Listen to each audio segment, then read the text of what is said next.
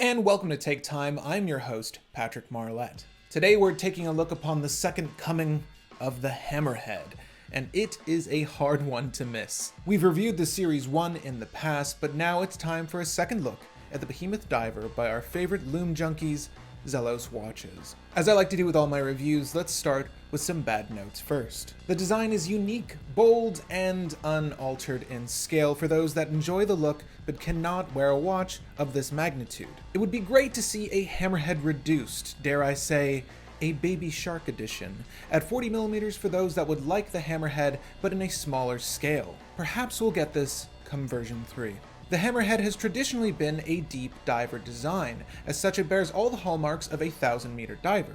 Strong luminance, a helium escape valve, and a thick case. Self-described as chunky by the brand, they're conscious of the thickness this watch provides. Though the size is cheated down by the diverse brushed and sandblasted patterning of the case, the 17mm thickness is unavoidable. If you do not want a thick watch, steer clear of the Hammerhead.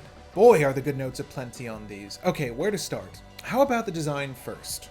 Zelos loves to originate interesting designs, and the matched meteorite bezel is by far one of the most unique implementations of a rarely seen material in the watch industry. Though there has been a trend for it in the micro world, Zelos took the raw material a step further by making it a part of the utility of your dive watch. Not every Hammerhead 2 features the meteorite bezel, but it is definitely the one to get. Now, I've had my unit for a while, so you'll start to notice the bronze patina forming. I never get tired of watching bronze age, but on this particular case, we're treated to a beautiful display. The sandblasted detailing has taken on a darker hue, further contrasting it and the brushed details of the Hammerhead 2. It all helps to punctuate that bezel and meteorite insert, a bezel whose action is both firm and deliberate, not jittery or misaligned.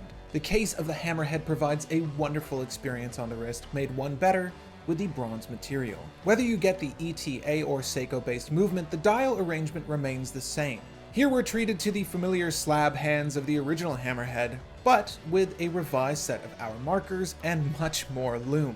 I prefer the look of the rectangular markers of the version 2, with the enlarged sweeping seconds hand that tracks the now numbered minute track. All minor enhancements, but these quality of life changes vastly improve the experience of reading the time in day-to-day use. Speaking of, the rubber strap found on the Hammerhead is still as wearable as ever. It conforms to the wrist perfectly, with excellent spacing between holes, providing the best possible fit. Last and certainly not least of which for the team at Zelos is the loom.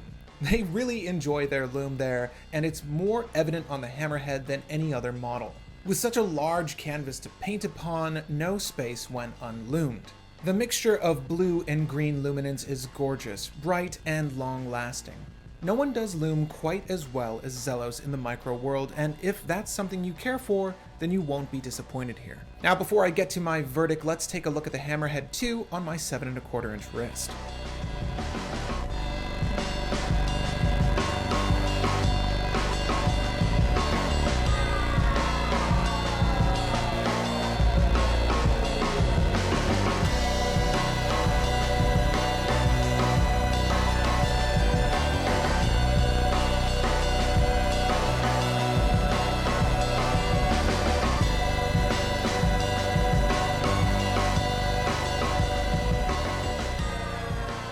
All improvements on the Hammerhead 2 made what was already a compelling offering even better.